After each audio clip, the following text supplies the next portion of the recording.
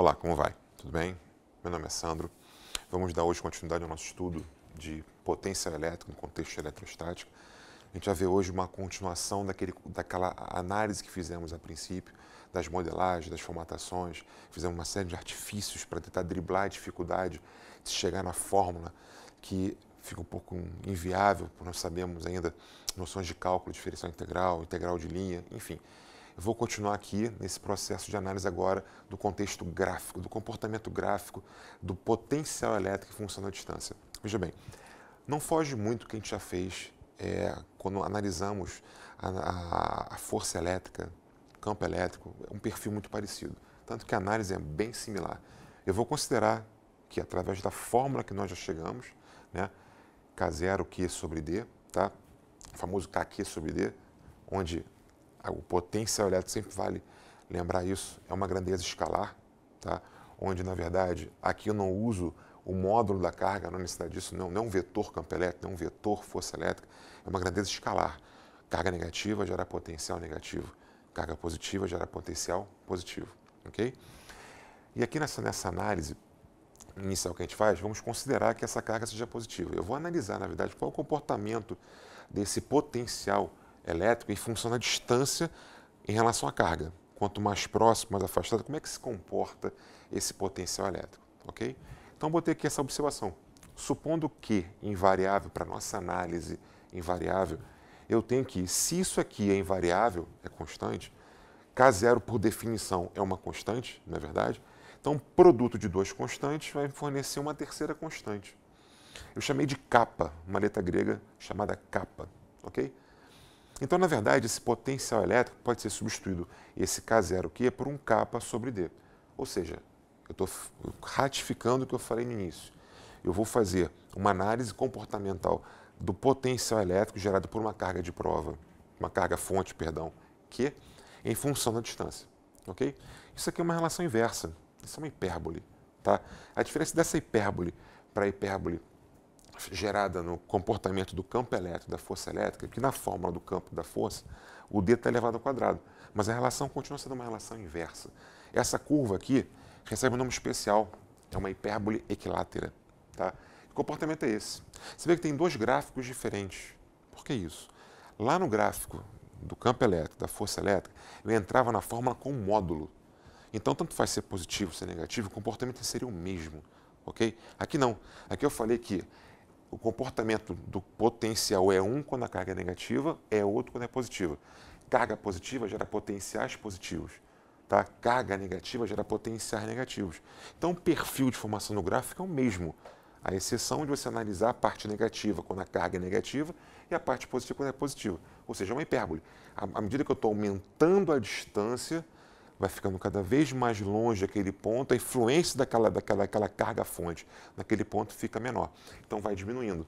Se eu estou retrocedendo com esse ponto para cá, com a distância ficando cada vez menor, o potencial vai aumentando. E aqui acontece a mesma coisa. Só que aqui ele é negativo, porque a carga é negativa. Tá ok?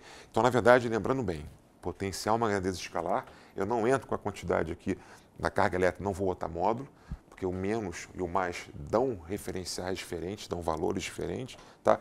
Que isso passa para a análise gráfica também, não só para a parte algébrica, mas na análise gráfica isso também é sensível. Tudo bem até aí? Bem, vamos continuar aqui nessa análise que a gente faz em termos de potencial elétrico, uma definição, tá? Que a gente vai usar muito daqui para frente, tá? Definição essa chamada diferença de potencial, tá? Vulgarmente chamada de DDP, diferença de potencial, que é um nomezinho mais assim familiar, vamos dizer assim. Certo instrumento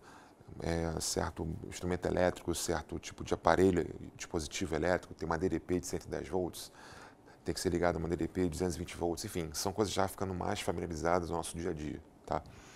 Então, define-se como diferença de potencial você pegar, como já fala, o potencial de um ponto em relação ao outro, ver qual é a diferença entre eles, tá? Aqui eu botei um exemplo de uma carga aqui, pode ser positiva, pode ser negativa, eu botei uma carga, supondo positiva, para facilitar a nossa vida aqui em termos de logística de fórmulas, tá? Para não ficar botando menos o tempo todo.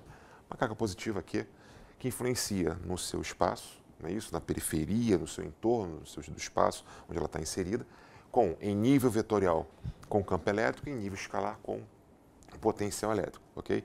Então, nesse ponto A, que está uma distância dA dessa carga aqui, existe uma influência dessa carga fonte nesse ponto com o seu campo elétrico em nível vetorial e com o seu potencial elétrico em nível escalar. São as duas funções elétricas que interferem no espaço, tá ok? E na carga, no ponto B, a mesma coisa, tá? Essa carga influencia com o seu campo e com o seu potencial. A minha análise agora é em cima de potencial elétrico, né? Diferença de potencial. Então vamos lá. Eu falo o seguinte, a fórmula é essa aqui, do potencial elétrico. Kq sobre D.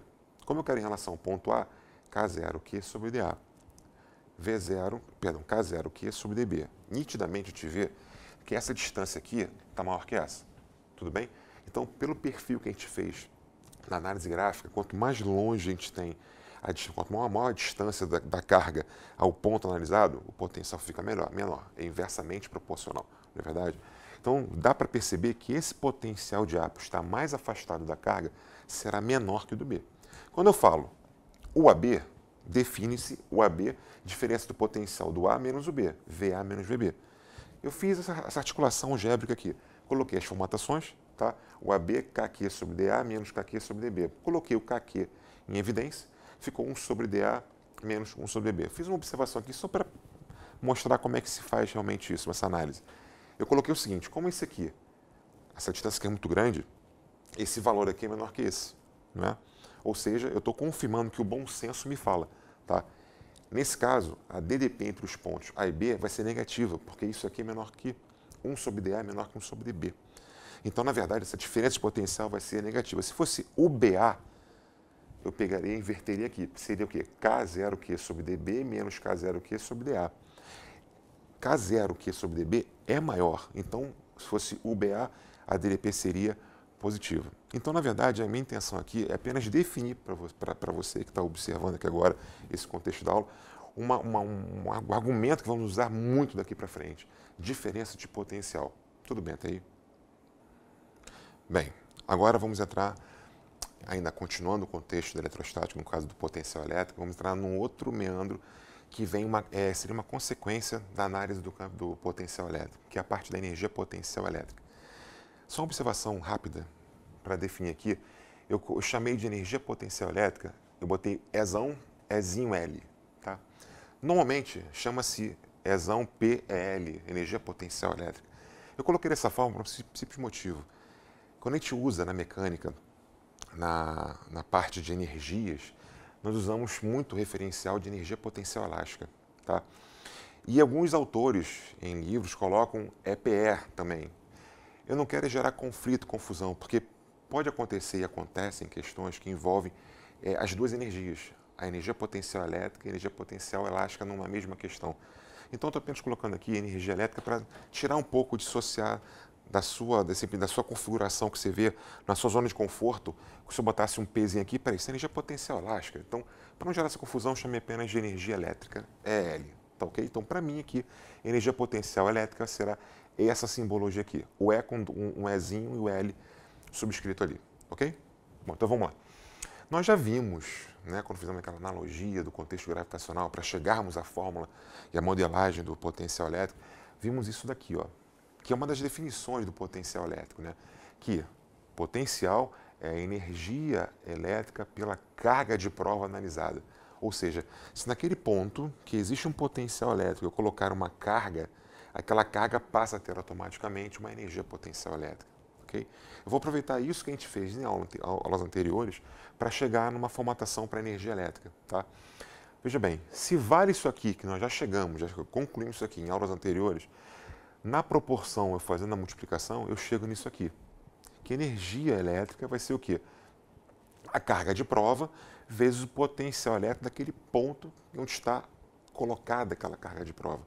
Lembrando, sempre isso, eu vou falar muitas vezes isso, que esse potencial daquele ponto tem aquele valor porque tem um referencial do potencial lá no infinito, onde ele tem um potencial zero. Tá? Uma distância muito grande, então lá a influência daquela carga naquele ponto lá no infinito não gera praticamente influência nenhuma, na verdade, então o potencial tende a zero. Okay? Então meu referencial de potencial elétrico está lá no infinito. Então naquele ponto analisado eu tenho um potencial elétrico, porque Sempre como eu falei isso.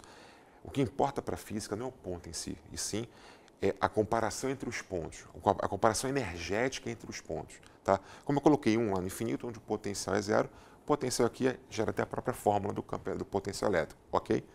Então aqui a energia elétrica é carga vezes potencial. Lembrando que essa carga aqui é uma carga de prova. É a carga que foi colocada naquele ponto e ela passa a ter energia elétrica porque naquele ponto existia um potencial elétrico. Da mesma forma, e quando eu pego, analiso o ponto em nível vetorial, naquele ponto tem campo elétrico. Se naquele ponto eu coloco uma carga de prova, sobre a carga atua o quê? Força elétrica.